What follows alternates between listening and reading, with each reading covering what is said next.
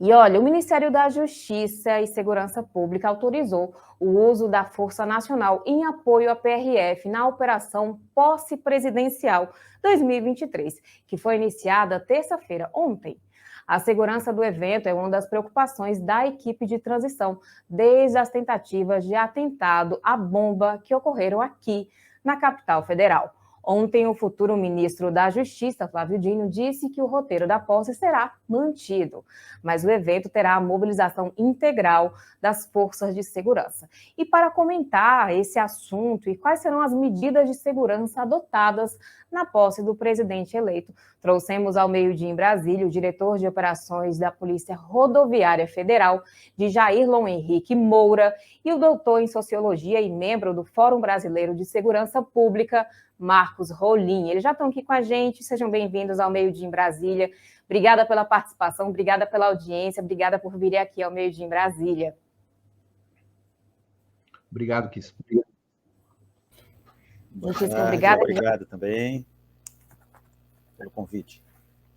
Eu que agradeço a disponibilidade de vir conversar com a gente e esclarecer, especialmente acalmar os ânimos aí de quem quer participar da posse do presidente eleito e está meio reticente por conta desses atentados que ocorreram na capital. E eu começo esse debate conversando com o inspetor da PRF, que é o diretor de operações, Jairlon, sobre as medidas de segurança que serão adotadas durante a posse. Boa tarde, Kiss, boa tarde, ouvintes. Nós, desde o final do segundo turno, resolvido a eleição, a Polícia Rodoviária começou a trabalhar no seu plano para a Operação Posse. Ela já tem um histórico de atuação, mas certamente essa talvez seja a mais desafiadora operação que a gente tem, né, de Operação Posse, porque vai envolver todas as 27 unidades federativas, né? Não somente aqui o Distrito Federal, mas todos os estados. Então, nós distribuímos o Brasil em áreas de interesse. Uma área de interesse é esse núcleo aqui de Brasília, onde a gente vai atuar com atividade de motociclistas batedores, na escolta de autoridades, chefes de Estado, sobre a coordenação do CMP, que é o Comando Militar do Planalto, que coordena toda a segurança diária.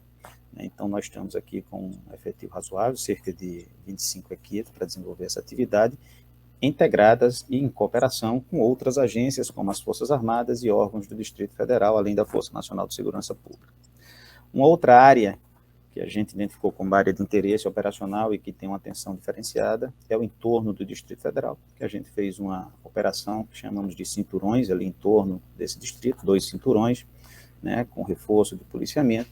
E uma outra área de operações, de interesse operacional, são as outras 26 unidades federativas, que a gente, desde o final ali do segundo turno, tem providenciado articulação com órgãos de segurança, com o Ministério Público Federal, com o Ministério Público Estadual, né, e com reforço de policiamento, que já iniciou desde o dia 26 agora.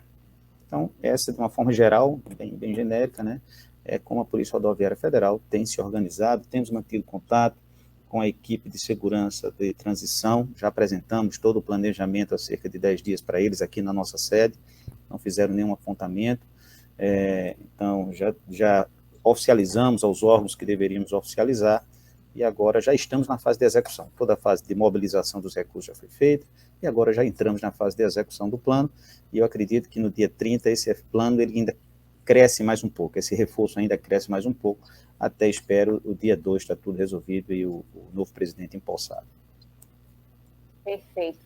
E eu volto a palavra agora para o doutor Marcos Rolim com outro questionamento. Doutor Marcos Rolim, é um cenário preocupante de tensão mesmo, especialmente para quem está aqui na capital federal e para a população brasileira como um todo, né? Quais são os riscos que o país está enfrentando com essas tentativas de atentado e quais os desafios para enfrentar esse problema? Olha, inicialmente, satisfação participar dessa conversa, saudar aqui o Jairlon sobre esse tema. Eu tenho certeza, sim, que nós vamos ter, no dia da posse do novo presidente, um sistema de segurança muito amplo, muito bem construído, muito bem estruturado, com todas as forças policiais e as suas devidas responsabilidades, cumprindo as suas funções em Brasília. Então, as possibilidades de que aconteça alguma coisa mais séria, mais grave, parecem ser pequenas nesse dia. É claro que os riscos existem, né?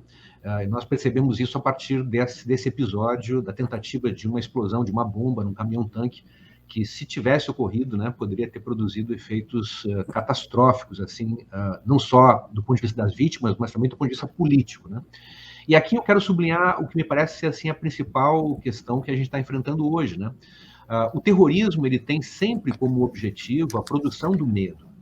E a partir da produção do medo, ele busca então alcançar objetivos políticos, né? De alguma forma, esse objetivo já foi alcançado, porque nós estamos agora, por exemplo, discutindo a segurança nesse programa e as providências tomadas pelas polícias, pelo sistema de segurança, por conta das apreensões que surgiram a partir desse episódio desbaratado em Brasília recentemente, essa semana. Então, de alguma forma, nós já estamos lidando com esse fenômeno, né? O que eu acho apenas, que isso é um ponto assim como um desafio para as forças policiais no Brasil, é que o tema não será resolvido depois da posse, né? A posse é só um episódio mais agudo, que demanda maior providência de policiamento, de segurança, mas a partir da posse, a partir do novo governo, tudo leva a crer que nós teremos o prosseguimento de ações que poderão implicar em ações de terrorismo doméstico. Assim tem acontecido em vários lugares do mundo, onde há processos de radicalização, como aqueles que nós estamos vendo no Brasil, produzidos pela extrema-direita. Então, isso poderá acontecer. Eu acho especialmente a PRF, por exemplo, talvez tenha um desafio muito grande de enfrentar, por exemplo, tentativas de bloqueio de rodovias e de desabastecimento logo no início do novo governo.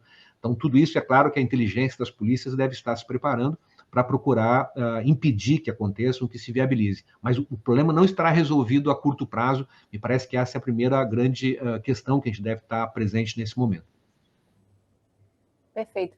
E eu devolvo a palavra para o diretor de operações da PRF, com o similar questionamento. Quais são os desafios, especialmente para a PRF? A gente tem visto a PRF atuando aí desde o finalzinho aí do segundo turno. É uma atuação intensa, eu imagino que todo o corpo da Polícia Rodoviária Federal seja mobilizado aí para tentar acalmar os ânimos. E quais são os desafios para a própria PRF nesse momento?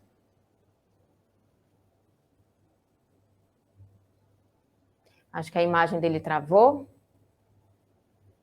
Estamos aqui, Jailon Henrique, acho que travou. Eu devolvo a palavra enquanto ele se arruma esse programa aí para voltar de novo, com mais um questionamento para o senhor, doutor Marcos Rolim. Essas ameaças à posse do Lula também tendem a afastar o pessoal de comparecer aí no dia 1º de janeiro a esse evento e também desmobilizar o pessoal na sua avaliação? Olha, talvez a intenção, inclusive, dessas ameaças tenha a ver com isso também, né? Procurar diminuir o número de pessoas que vão acompanhar, procurar descaracterizar aquilo que deve ser uma festa da democracia. Isso é uma coisa importante, né, Kis? Assim, na história brasileira, na história da democracia brasileira, que tem pouco mais de 30 anos, né, desde a Constituição de 88, todas as posses presidenciais, independentemente de quem foi o eleito, quem foi o derrotado, mas todas as posses dos presidentes eleitos e da presidente Dilma eleita, foram posses festivas, foram rituais da democracia brasileira, né? Então é um momento onde se renovam as esperanças, onde há expectativas sobre o novo governo. Repito, independentemente de quem seja o eleito, essa posse é sempre esse momento marcante de um recomeço, de uma nova definição de agenda, de novas expectativas, portanto, de muita esperança. Infelizmente, nesse caso, agora, nós teremos, além disso, também um conjunto de apreensões, né? Esse é o efeito que as práticas terroristas acabam produzindo. O que eu acho, que eu tenho insistido nisso, sempre que eu posso falar a respeito, né, de que o Brasil está enfrentando um fenômeno novo, né? Nós sabemos que radicalização pode acontecer a partir de qualquer plataforma política ideológica, né? Qualquer ideia, qualquer ideologia, qualquer convicção religiosa, enfim, pode permitir plataformas de radicalização, processos de radicalização. Mas hoje em dia, no mundo moderno, os processos de radicalização são basicamente de duas naturezas. Nós temos aquela vertente jihadista, de natureza islâmica, né, de grupos radicais terroristas, e nós temos perspectivas de extrema-direita, como os grupos neonazistas, neofascistas, supremacistas brancos, né, que existem em vários lugares do mundo. São essas as duas possibilidades presentes de radicalização. E nós estamos vivendo no Brasil isso já há muitos anos, né? Há grupos de extrema-direita que têm essa perspectiva radical, o que leva basicamente à seguinte ideia: diante da frustração política, diante de um problema político não alcançado, não solucionado, eles passam a imaginar que a violência é um recurso legítimo para alcançar a solução dos seus problemas, para alcançar os seus objetivos políticos. E esse fenômeno é novo na história brasileira. Nós precisamos ter uma política de prevenção a radicalização, e eu espero que o próximo governo coloque isso no centro das suas preocupações também, né? É preciso que as próprias polícias brasileiras sejam envolvidas nesse esforço, por exemplo, de apuração dos responsáveis por crimes contra a democracia. E, eventualmente, a apuração de responsáveis por crimes de terrorismo, que é aquilo que nós possivelmente passaremos a ver com uma certa frequência, grupos independentes que acabam se articulando e produzindo ações como essa desse senhor aí em Brasília, que felizmente foi preso e responderá pelo seu crime. E ainda há mais outros dois envolvidos aí, a gente que está acompanhando aqui no antagonista, o Alan, que foi já identificado, e há um outro nome que já foi também identificado, mas não foi divulgado ainda. E eu devolvo a palavra para o diretor de Operações Especiais da PRF, justamente falando sobre esses desafios para a própria PRF, que vem enfrentando aí diversos tipos de ações desde o final do segundo turno das eleições. Peço desculpas aí, tivemos um probleminha com a internet. Como você bem falou, são desafios enormes, né, de um país continental, onde a Polícia Rodoviária ela atua mais de 75 mil quilômetros de rodovias federais. E em muitas localidades, a complexidade de você chegar lá e fazer uma desobstrução com segurança, não só para os policiais, mas também para aquelas pessoas que estão manifestando, ela é realmente bem desafiadora. Então, isso a gente viu agora, não só nessa manifestação, né, e, aliás, aproveito agora para dizer que essa manifestação, inclusive, a Polícia Rodoviária atuou muito rapidamente, como ela jamais tinha atuado. Somente em 2018, para você ter um comparativo, no 6º dia, 2018, que nós tivemos aquela maior greve, né? No 6º dia, nós chegamos ao pico das manifestações com mais 630 pontos de bloqueio. Agora, em menos de 24 horas, nós chegamos a 454 pontos de bloqueio, mas já no 3º dia, a Polícia Rodoviária só restava 25 pontos de bloqueio em todo o país. Então, atuou muito rapidamente, muito embora tenha esses desafios das grandes distâncias. Uma outra dificuldade que a gente percebeu é um engajamento de autoridades políticas nesse evento. E aí eu me refiro especificamente aqui às prefeituras, né?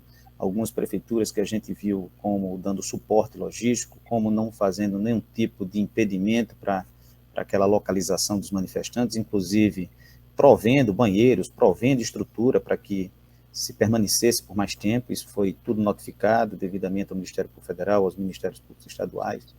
Então, eu vejo que a polícia ela se aperfeiçoou na sua engrenagem de logística, ela fez grandes movimentações, ela tem um plano de contingência, logicamente que muitas vezes é difícil você chegar num rápido período de tempo em determinados locais, mas eu vejo que mecanismos de integração eles têm que ser aperfeiçoados entre as instituições, não só de segurança pública, mas outras instituições que têm uma participação ativa. E aí eu falo União, Estado e municípios, e nós temos que ter um aprimoramento da legislação, né? Porque senão haverá muitas outras, como o próprio Dr. Marcos falou, muitas outras manifestações, e que o que a polícia pode fazer é o que ela está fazendo.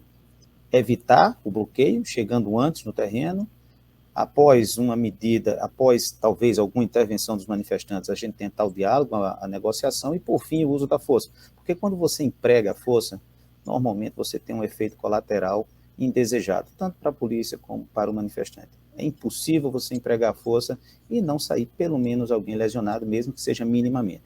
Então, mesmo assim, mais um comparativo com 2018. 2018, nós empregamos as forças de choque 4 vezes nos 6 primeiros dias de manifestação. Somente agora, em 2022, nós empregamos a força de choque 32 vezes. Ou seja, uma ampliação aí de quase 800%, né, em relação a 2018. E isso nos traz uma preocupação, porque, como eu disse, ao empregar uma força de choque, nós temos normalmente um efeito colateral. Perfeito.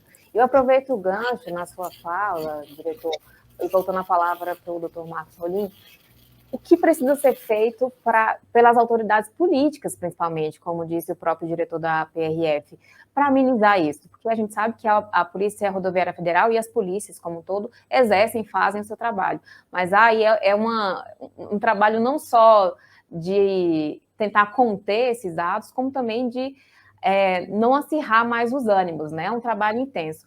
O que é que as forças políticas e os próprios políticos, deputados, podem fazer para tentar amenizar e fazer com que esses atos aí não se prolonguem por mais tempo aí nos próximos meses?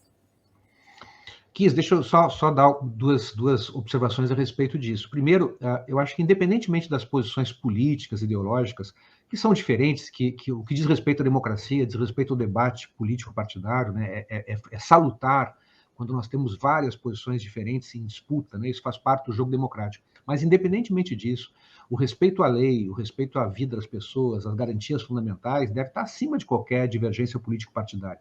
Então, a primeira exigência que eu acho que nós todos devemos fazer às lideranças políticas do Brasil é que elas tenham mensagens de paz, mensagens de consideração, de respeito pela lei. O que não vem acontecendo.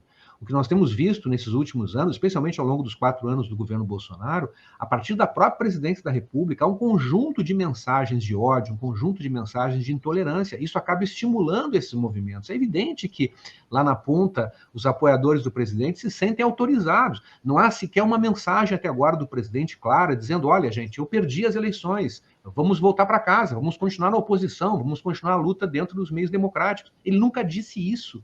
É uma enorme responsabilidade da presidência da República não ter desaconselhado esse tipo de manifestação, não ter conclamado os seus apoiadores a respeitar a lei. Então, esse é um primeiro ponto. O segundo ponto, aproveitando a presença do nosso representante da PRF aqui, é o seguinte: a experiência internacional demonstra que a partir do momento em que há esses atos de terrorismo doméstico, onde há processo de radicalização, as forças policiais passam a ser também um alvo. Então, quando os policiais forem fazer desobstrução, quando eles forem fazer a sua missão de cumprimento da lei, muitas vezes eles vão enfrentar resistência armada. Esses grupos estão armados. Então, é importante que a polícia tenha muito claro que há aqui uma tensão que precisará de muita inteligência, por exemplo, especialmente na investigação, me parece, para que essas redes sejam desmontadas e para que os seus financiadores sejam identificados. Tudo que está acontecendo hoje no Brasil está sendo financiado, e financiado fortemente por empresários. Então, quem são esses empresários? Como esse dinheiro está chegando até essas manifestações, né? Que estão sendo... Eu vi, por exemplo, aí em Brasília, cenas de ceia de Natal no acampamento. Quem é que pagou a ceia de Natal? A polícia deve saber, né? E a partir dessas informações, eu acho que se pode cortar esse tipo de manifestação antidemocrática. Uma última palavra aqui, só para não sobrar nenhuma dúvida a respeito do que eu estou dizendo com manifestações antidemocráticas. As pessoas têm todo o direito, é uma garantia fundamental, protestar contra aquilo que elas bem entenderem, desde que de forma pacífica. O que elas não podem é pedir golpe do Estado. Golpe de Estado, elas não podem pedir. O Código Penal brasileiro, o artigo 286, parágrafo único, criminaliza esse tipo de postura. Incentivar as Forças Armadas a serem hostis aos poderes constituídos é crime no Brasil. Então, o que está acontecendo hoje, quando as pessoas pedem SOS, Forças Armadas, quando elas pedem intervenção militar, é crime na legislação brasileira. Nós temos que ter uma forma de responder a isso. Perfeito. E para a gente encerrar esse debate, está muito bom, está excelente, mas nosso debate é curtinho mesmo, a gente faz um apanhado geral sobre o principal tema do dia. Eu devolvo a palavra para o diretor de operações da Polícia Rodoviária Federal, para que ele passe uma mensagem para quem quer ir participar da posse do presidente no dia 1º. O pessoal pode ir tranquilo, há motivo para preocupação, há alguma medida que deve ser adotada para evitar? Qual vai ser o esquema aí para o pessoal não se sentir aí receoso e reticente em relação à posse? A mensagem que a gente tem que deixar é de tranquilidade, de paz, como bem o Dr. Marcos falou, certo? A Polícia Rodoviária está se preparando, ela já se reuniu com vários grupos, certo? Não só de oposição como de situação, né?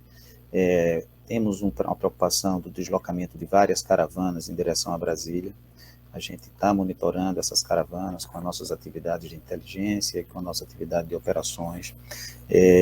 Temos preocupação, sim, como foi falado até no questionamento anterior que eu findei passando, que é com os corredores logísticos estratégicos do Brasil, para que se evite qualquer tipo de desabastecimento em caso de interdição. Isso é uma preocupação nossa, certo? E a gente viu isso muito evidente nas diversas greves, né? Então, a gente tem um olhar diferenciado para esses corredores estratégicos. Mais uma vez, retornando aqui uma fala do Dr. Marcos, de fato a gente percebeu um nível de agressividade muito grande nesse movimento, especialmente localizado na região norte e centro-oeste do país, onde algumas equipes nossas, inclusive, sofreram ataques com armas de fogo. Então, essa preocupação existe na instituição e a gente tem trabalhado nesse sentido para identificar lideranças, comunicar o TSE, comunicar o Ministério Público Federal, comunicar a Polícia Federal, cortar, seccionar a logística desses movimentos, certo? Para que não chegue a alimentação, o combustível, a estrutura que faça com que eles permaneçam mais tempo. Então, todas essas medidas, elas estão sendo tomadas para que o trânsito, a segurança viária, a segurança do cidadão que queira se deslocar, seja para protestar de uma forma pacífica, seja para comemorar também aquele partido, então que ele venha para Brasília, que a Polícia Rodoviária está fazendo tudo com estrutura, inclusive montada nos seus postos, aqui no entorno de Brasília, para direcioná-los, quem chegar aqui não souber para onde ir, para direcioná-los integrados, de forma integrada com o pessoal que está cuidando dessas caravanas que estão vindo para Brasília. Então, é essa a nossa mensagem. Nós temos uma rede de comando e controle nos estados e aqui no departamento. Ela é acionada pelo 191, pelo telefone, pelo tridígito 191. Qualquer pessoa que se sinta ameaçada, qualquer pessoa que tenha alguma informação a nos repassar, ela pode utilizar essa rede de contato e fazer sua denúncia, fazer seu alerta, e nós estamos recebendo, estamos catalogando, encaminhando para os meios adequados para tratamento dessa informação, de forma, mais uma vez, que o cidadão ele se sinta seguro ao transitar pelas rodovias federais. Perfeito. Já há algum levantamento aí do número de caravanas ou algo nesse sentido, inspetor? Sim, o Partido dos Trabalhadores ele abriu um aplicativo onde essas caravanas elas se inscreviam, né? E aí a gente até sugeriu, a gente chama aqui de matriz de partidas e chegadas, né? Identificando o local de onde parte, o horário de onde parte, quantidade de veículos que estão nessa caravana, certo? Nós também temos acesso a dados da ANTT, que é a Agência Nacional do Transporte Terrestre, que ela, obrigatoriamente, esses veículos, ônibus e micro-ônibus, eles têm que se cadastrar quando eles fazem uma viagem entre estados. Então, esses dados, a área de inteligência ela tem, e a gente fica monitorando, né, o trânsito dessas caravanas em direção a Brasília. Aqui em Brasília, a gente já tem uma articulação com a Polícia Militar do Distrito Federal, para que, chegando ao Distrito Federal, dentro do DF, a PM faça o deslocamento, a condução dessas caravanas para o local onde elas estão destinadas a permanecer. No fim das contas, está sendo um trabalho articulado entre todas as polícias, né, para evitar e fazer com que a segurança seja tranquila aí para quem vai estar participando da posse. Segurança pública se faz com integração, com cooperação, certo? Não há outra forma de se fazer segurança pública. Então, a Polícia Rodoviária tem buscado, assim como a Polícia Militar dos Estados, a Polícia Federal, a Polícia Civil, certo? O Ministério Público Federal e Estadual, todos esses órgãos estão integrados, certo? Cada um desenvolvendo o seu papel na sua área de atuação, mas não pode haver de forma alguma, principalmente numa operação com essa envergadura, com essa dimensão, sem integração, certo? Então, esse é o nosso grande mote, é assim que a gente está seguindo. Todas as superintendências, todos os superintendentes, eles foram orientados e determinados em ordem de serviço a oficiar a todos esses órgãos que eu mencionei, solicitando apoio e mantendo o canal de comunicação fluido para rapidamente a gente agir. Esqueci também, a AGU, a Advocacia Geral da União, está envolvida no nosso plano aqui, certo? Também está atuando, para caso de alguma interdição, a gente rapidamente conseguir ali ter um interdito proibitório. Enfim, são situações, o que não impede de uma atuação nossa, com energia, antes do interdito. Mas são fortalezas que a gente vai criando e dificultando, né, a atividade de alguma pessoa que ainda queira se manifestar nesse sentido de inibir o direito de ir. Perfeito. Eu devolvo a palavra para o professor Dr. Marcos Rolim, para uma palavra aí para acalmar os ânimos de quem está se manifestando também, porque a gente viu aí os QGs aí estão quase no fim, as mobilizações em frente às QGs, mas muita gente ainda segue com aquela sensação de que poderia ter feito mais para tentar reverter esse segundo turno das eleições. Qual a sua mensagem, professor?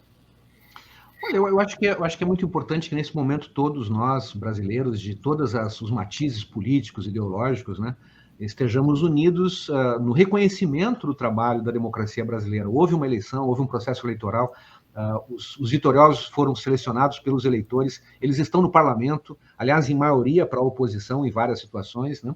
Então, não há por que duvidar das eleições, não há por que ter qualquer tipo de postura violenta. Eu acho que esse tema muitas pessoas estão iludidas com relação ao que está acontecendo, né? Eu vejo, assim, nessas manifestações na frente dos quartéis, quer dizer, um grau de ingenuidade muito grande das pessoas, que estão sendo, na verdade, enganadas, né? Porque os seus líderes não as esclareceram, não as orientaram. Então, é importante que elas sejam desmobilizadas, né, e que façam o trabalho de controle, de oposição, de disputa política dentro dos marcos da democracia. As polícias brasileiras cabe aquilo que foi dito aqui, né, a garantia da segurança, o direito de ir e vir, e eu tenho certeza que tudo será feito para que nós tenhamos esse direito observado, né?